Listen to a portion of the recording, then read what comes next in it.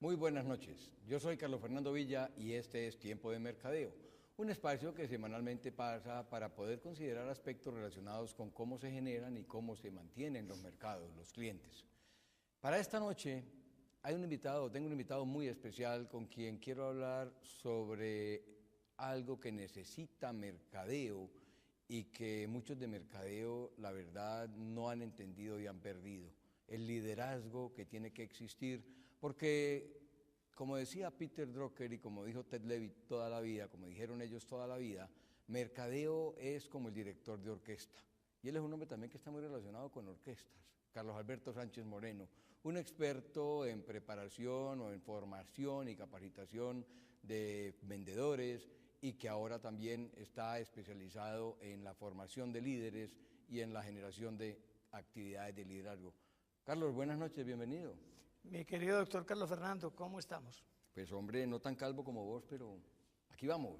Una discusión que tenemos usted y yo desde hace 30 años y yo creo que la diferencia vos sos líder es en que calvicie. usted se hace rayitos, yo los conservo naturales. Esa es Vos la sos líder de diferencia. calvo, entonces a ver, empezamos por ahí, que es un líder pues. Hola, Hoy en día, porque es que... buena idea, que el calvo más reconocido me vas ganando, el de Teleantioquia con su programa de Tiempo de Mercadeo, tú. O sea que realmente el líder indudablemente va adelante. Va adelante. Esa es la realidad. Ajá, bueno, pero entonces ¿cómo podríamos, o a qué se puede deber esa falta de liderazgo que hay hoy en día en mercadeo, que ha hecho que, pues hombre, entre la industria, la empresa, el comercio, a un estado de nerviosismo con el TLC y todo esto que estamos viviendo? ¿Hay falta de liderazgo? ¿Hay liderazgo suficiente? ¿Qué es lo que está pasando? Mira, yo creo que el liderazgo per se, todo el mundo lo tiene. Es que todos somos líderes en algo, En como alguna, decía, en alguna cosa. y puede que sea uno líder aquí, pero en la casa no, o en No, la familia no. En la casa uno siempre es seguidor. Claro. O sea, hay otro líder siempre. Pero la realidad es que tú vienes desde mercadeo, ensamblas cosas muy buenas, haces unas campañas espectaculares y eso llega a un departamento comercial. Y ese departamento comercial tiene usualmente un gerente de ventas o un director de ventas o un vicepresidente comercial, según sea el tamaño de la compañía, que enfoca todas sus energías en que hay que cumplir el presupuesto de este mes y que hay que estar haciendo cosas tan importantes como viajar, que lo vean a uno en la sala VIP, ¿cierto? Un poco de cosas. Y nos olvidamos que hay un equipo humano que es el que tiene que volver seria y cierta y real una estrategia de mercadeo. Cuando uno empieza a liderar un equipo, yo siempre me acuerdo del Chapulín Colorado, que el pobre hombre decía, síganme los buenos, y nadie lo seguía. Igualito pasa, los señores de mercadeo se inventan una súper estrategia, y usted va a ver, y la fuerza de ventas no la implementa. Y no se implementa y luego se echa para atrás, o vienen, como decía alguno de tus invitados, la queja de las crisis. Y resulta que no hay crisis, es que no hemos implementado. Pero nadie exige, nadie direcciona, nadie enseña, nadie acompaña, nadie castiga, nadie premia, ¿cierto? Nadie está haciendo el que hay que seguir permanentemente en una organización. Por eso una definición de líder es aquel que consigue que lo sigan. Ahí estamos muy flojos en muchas organizaciones. Que lo sigan con el ejemplo que da, no que lo sigan por órdenes que dé. Esa es la gran diferencia entre un jefe y un líder. Cuando tú estás actuando bajo la investidura de un cargo o porque te han comisionado en una organización el que tienes que responder por algo, eso es muy distinto a cuando tú influencias en la forma de actuar a tu gente por cómo te ven a ti, comparto lo del ejemplo, pero adicionalmente lo que enseñas, ¿cierto?, lo que estás ilustrando, la capacidad de visionar, la capacidad de acompañamiento, de corrección oportuna para que la gente logre, y esa capacidad de premiar y reconocer a la gente para que cada una esté siempre feliz con su propio logro y siguiendo a su líder. Y esos líderes, porque vos estás en el proceso o en la actividad de formación de líderes, ¿el líder se puede formar para determinados campos?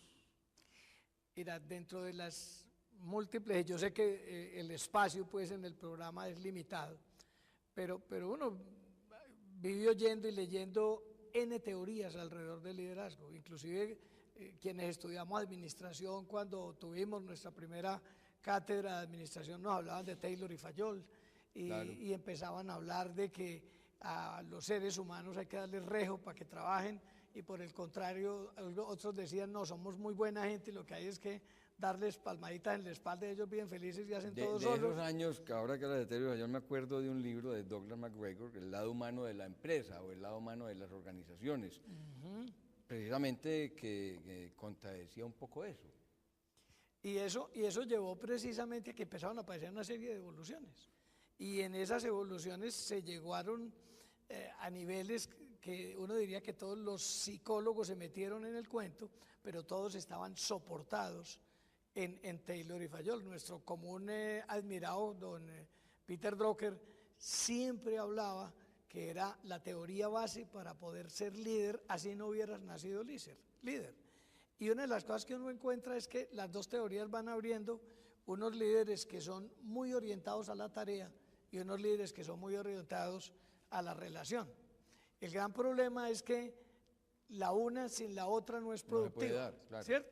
Entonces aparece por ahí, creo que es Madnar, en los años 70, con una teoría que se llamó liderazgo situacional, que le agregaban a ese comportamiento relacional o de tarea, le agregaban un elemento que era la madurez de las personas que ejecutaban una tarea, y como madurez definían la capacidad de un empleado para realizar un trabajo de manera perfecta, continua, repetitiva, siempre bien, sin necesidad de supervisión.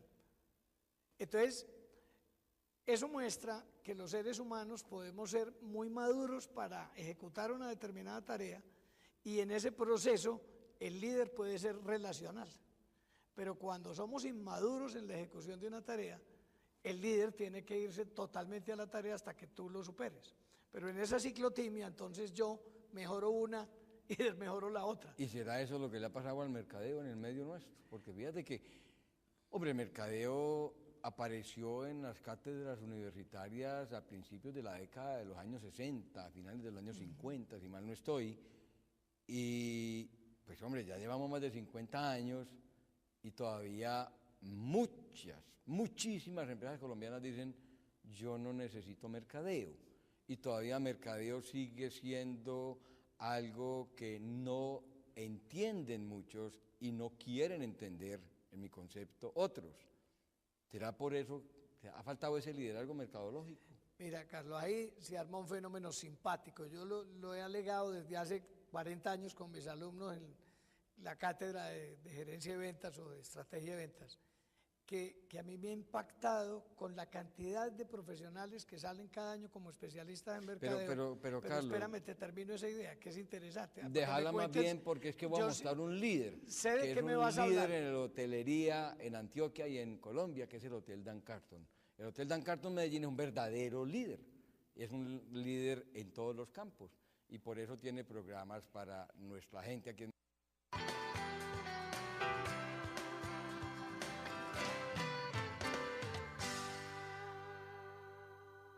Bueno, Carlos. Usted me interrumpió con una cosa muy interesante, me impactó eso y comparto su comercial.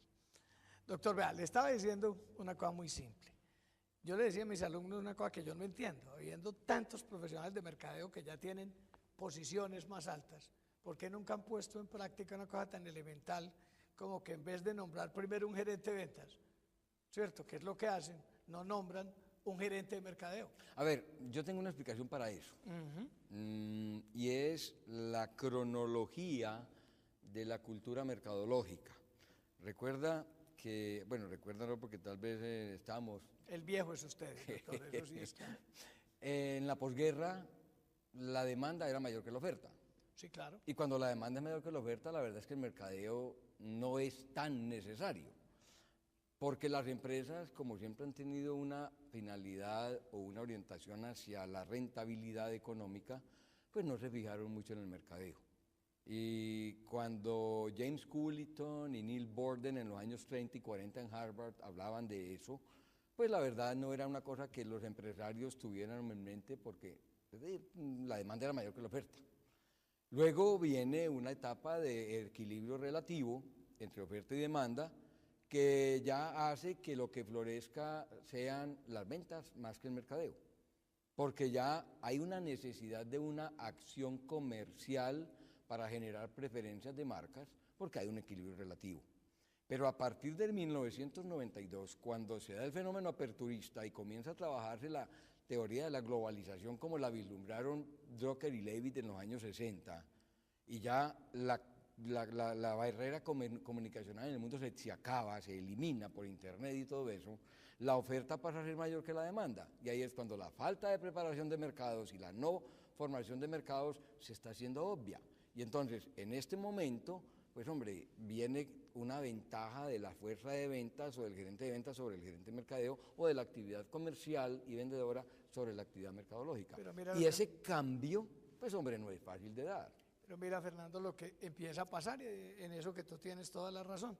Entonces, arranca un departamento de mercadeo, tarde, llega detrás de un departamento de ventas, que solo está pensando en cumplir el presupuesto del mes. Exactamente. ¿Cierto? Además, fíjate que había otro elemento, y era la protección estatal que se daba sobre el comercio internacional. Entonces, eso frenaba mucha actividad mercadológica. Mira el caso de las religiones, por ejemplo, por eso nunca se tiene el mercadeo religioso. Aquí, la verdad, cuando uno habla de mercado religioso, la gente se escandaliza. Y cuando uno habla del mercadeo de la medicina o cuando habla del mercadeo deportivo, la gente no entiende qué es eso. Y lo más grave que te decía al principio, no lo quieren entender. Entonces, ¿dónde caemos? Resulta que si cualquier organización está pensando en el cliente, en el consumidor, ¿cierto?, en la necesidad de ese cliente, hay un área que se tiene que volver líder, mercadeo. Claro. ¿Cierto? Que fue lo que dijo Drucker toda la vida, desde el 54. Y entonces, mercadeo entra en conflicto con ventas. Gran problema. Se vuelven dos repúblicas independientes, cada uno también buscando, lo dijo Drucker, cuando dijo que mercado y ventas muchas veces eran antagónicos.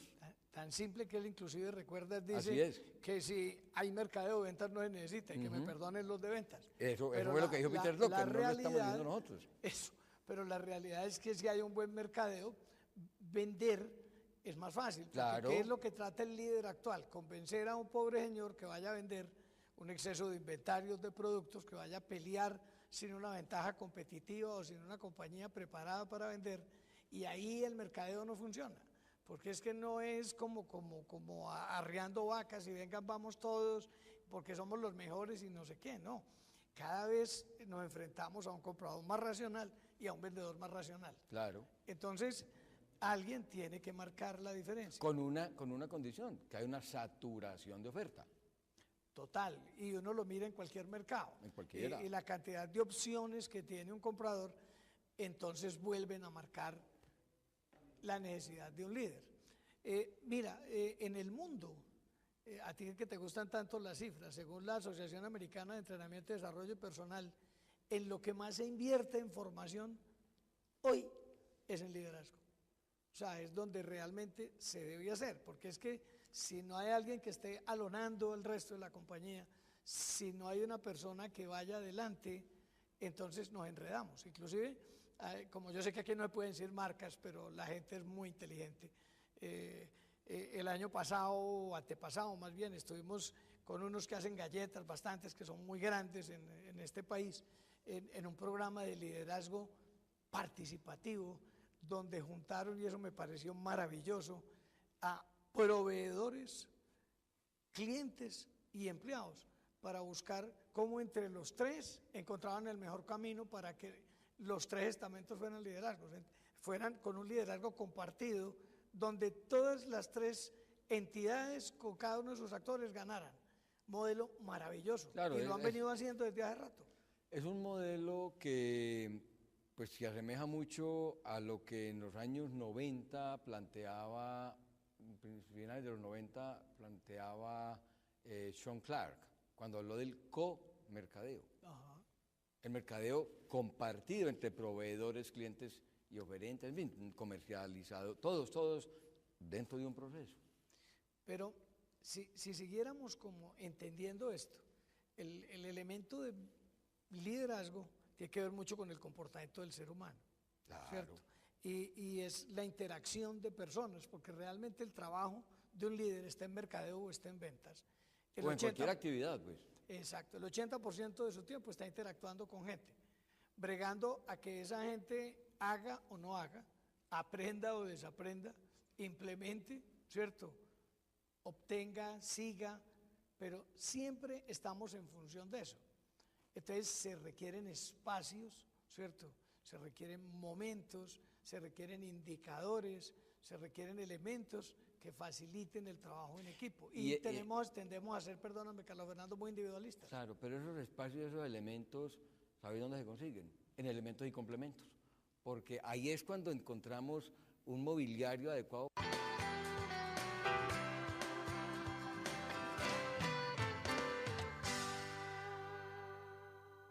Sánchez, te interrumpí para decirle a la gente y recordarles que elementos y complementos generan sus tiempos y espacios. Que habíamos dejado pues la idea prácticamente recogida hasta ese punto. Lo que es importante, Carlos Fernando, es que así como uno habla de la crisis, le hemos achacado la culpa al liderazgo de muchas cosas.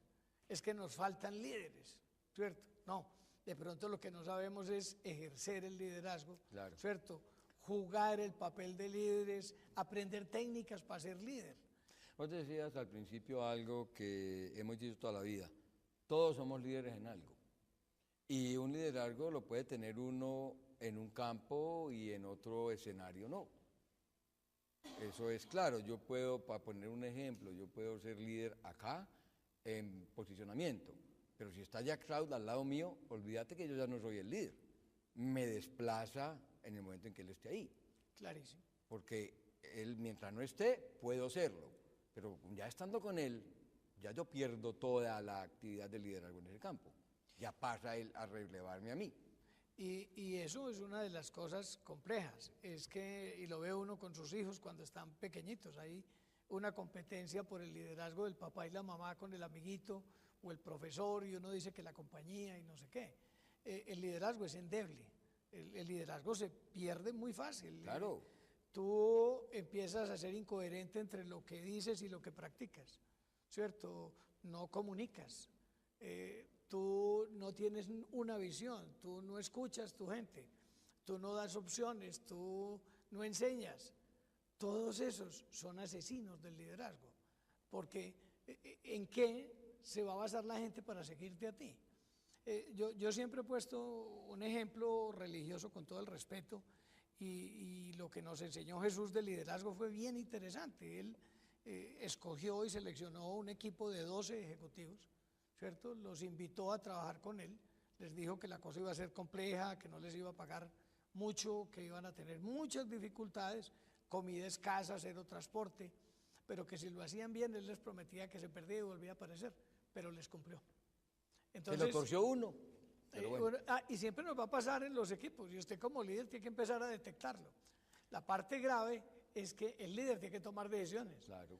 Entonces uno dice, este no es, hay que hacerle una fiesta de despedida, cambiarle el goodwill por el goodbye, mirar si tiene salvación, buscar dónde lo podemos reubicar, pero demanda del líder que actúe. La gente está expectante a ver qué va a hacer el líder. Yo comparo siempre el mercadeo o el marketing, como lo quieran llamar, con un campeonato de fútbol o con una vuelta a Colombia.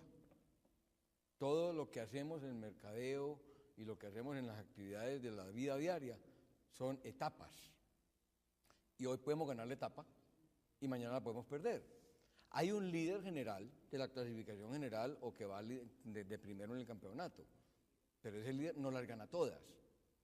Tiene sus altibajos, tiene sus momentos de flaqueza, tiene todo. Eso también hay que entenderlo, Carlos. Y aquí creen que en el mercadeo el líder siempre va a estar de primero en todo. No, uno tiene categorías en las cuales puede ser líder, otras en las cuales no. Así en la clasificación general vaya de puntero. Pero es eso, uno no puede ser el rey de todo. No, pues si no existe ninguna compañía en el mundo. Ninguna. Que uno diga, es que es líder en todos los productos que tiene. Igualito te pasa. Hombre, tú tienes un grupo de 60 empleados. Ay, lideras muy bien a 54. Hay 6 que no caminan, o porque no entienden, o porque no quieren, o porque no pueden, o porque le faltan las competencias. Entonces, hombre, esa es una cosa que demanda humildad de parte del líder, pero del resto de líderes de una organización que lo entiendan también y que le empiecen a ayudar a resolver esas flaquezas que tienen de líder. Porque el líder, acuérdate, no está manejando máquinas ni procesos, ni cosas, está atendiendo talento, está hablando de los caprichos, los paradigmas, los vicios, los temores, los miedos de una cantidad de gente con la cual trabaja. Entonces, ese líder definitivamente tiene que ser multifacético y polifacético, tiene que estar con cada uno en todo el tiempo. Carlos, hemos hablado de líderes como personas, pero también hay liderazgos empresariales. Clarísimo. Entonces, los principios del líder de persona son perfectamente aplicables y son los mismos que el líder empresarial. Sí, Simplemente que los líderes empresariales se van a conformar o se van a dar en la medida que un conglomerado de seres humanos sepan manejar ese liderazgo. Y ese liderazgo va mucho con el tema que tú manejas muy bien. En el fondo, cuando tú estás posicionado, ¿cierto? Aquí, aquí o aquí, indudablemente estás marcando el liderazgo. Claro. El posicionamiento es para mí el sinónimo en mercadeo de liderazgo y definitivamente las compañías, cuando ves, por ejemplo, la visión de una compañía, acá hay todas quieren ser líderes. Sí, todas tienen y no dicen en qué. ser líderes en el año tal, Sí. las que más dicen en esto, pero es una cosa muy vaga. Exacto, es demasiado etéreo y una de las cosas que tiene que ver claro es que uno tiene que definir en qué va a ser líder y toda la organización tiene que trabajar en ese sentido. Y como alguien decía, es mejor ser un líder sólido en una cosa que no un segundón en 5 o en 10 o en 20. Es clarísimo. Porque ¿no? si no, no va a obtener un posicionamiento competitivo claro que lo vaya a ubicar en un sector como ese líder. Y en las propuestas de valor de las compañías, indudablemente, ahí hay que buscar. Y cuando uno es capaz de encontrar una ventaja competitiva, está abriendo el camino para ser líder. Pero ¿cómo la va a sostener? Además que todo el mundo, aquí la mayoría de la gente piensa que debe ser líder macro. Y por eso decimos, hombre, y hay un dicho popular, que es mejor ser cabeza de ratón que cola, ¿cómo es la cosa? Que cola de león. Que cola de león. Y mucha gente aquí pues se considera que ese liderazgo tiene que ser macro, cuando muchas veces es mejor un liderazgo micro. Correcto, sobre todo que es más controlable y es más sostenible en el tiempo. Exactamente, y el bichito del crecimiento que ha afectado a muchas organizaciones da al traste con esos liderazgos muchas veces. Es cierto, porque indudablemente hay una ley física que en la medida en que tú abarcas más, apretas menos. Claro, Entonces, la realidad es que uno es mucho más contundente cuando se concentra y eso no significa que se frustren los deseos de crecer. Claro. Lo que hay es que armar estructuras y formas de trabajo que garanticen que cada cosa puede manejarse hasta donde lo permitan las entendiendo algo, porque nos capacidades. acabó el tiempo hoy, la semana entrante hablaremos sobre otro tema, pero nos acabó el tiempo y hay dos principios de mercadeo proactivo que a mí me parecen espectaculares, y es que nunca se llega a la meta final. Y en segundo lugar hay un principio que se llama el principio del para qué más. Eso nos da para terminar el programa de esta noche. Los invitamos a que la semana entrante hablemos sobre los equipos de ventas con Carlos Alberto Sánchez, que es otro de los campos en los cuales es experto. Por el momento, entonces, muchas gracias y una feliz noche.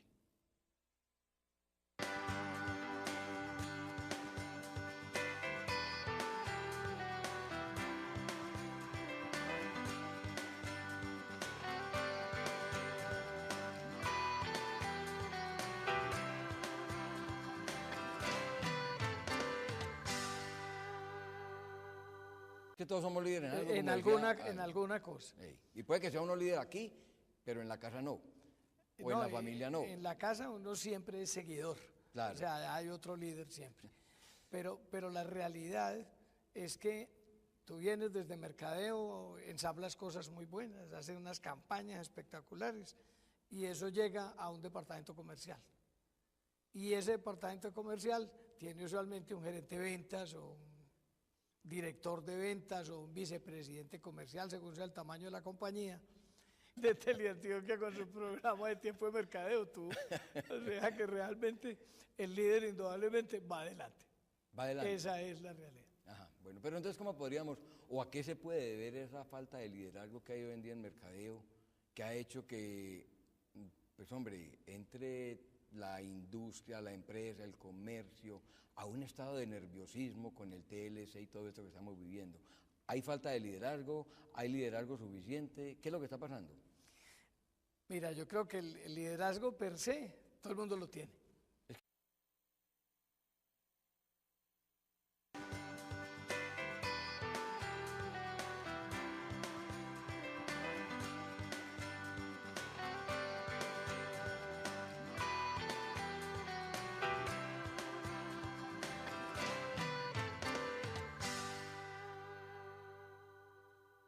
Muy buenas noches. Yo soy Carlos Fernando Villa y este es Tiempo de Mercadeo, un espacio que semanalmente pasa para poder considerar aspectos relacionados con cómo se generan y cómo se mantienen los mercados, los clientes, de vendedores y que ahora también está especializado en la formación de líderes y en la generación de actividades de liderazgo. Carlos, buenas noches, bienvenido. Mi querido doctor Carlos Fernando, ¿cómo estamos? Pues hombre, no tan calvo como vos, pero aquí vamos. Una discusión que tenemos usted y yo desde hace 30 años y yo creo que la diferencia Vos sos es líder que en calvicie. usted si hace rayitos, yo los conservo naturales. Esa es Vos la sos líder de diferencia. calvo, entonces a ver, empezamos por ahí, que es un líder pues. Hola, Hoy en día, porque es que buena idea, que el calvo más reconocido me vas ganando. para esta noche tengo un invitado muy especial con quien quiero hablar sobre algo que necesita mercadeo y que muchos de mercadeo, la verdad, no han entendido y han perdido. El liderazgo que tiene que existir, porque como decía Peter Drucker y como dijo Ted Levitt toda la vida, como dijeron ellos toda la vida, mercadeo es como el director de orquesta. Y él es un hombre también que está muy relacionado con orquestas. Carlos Alberto Sánchez Moreno, un experto en preparación o en formación y capacitación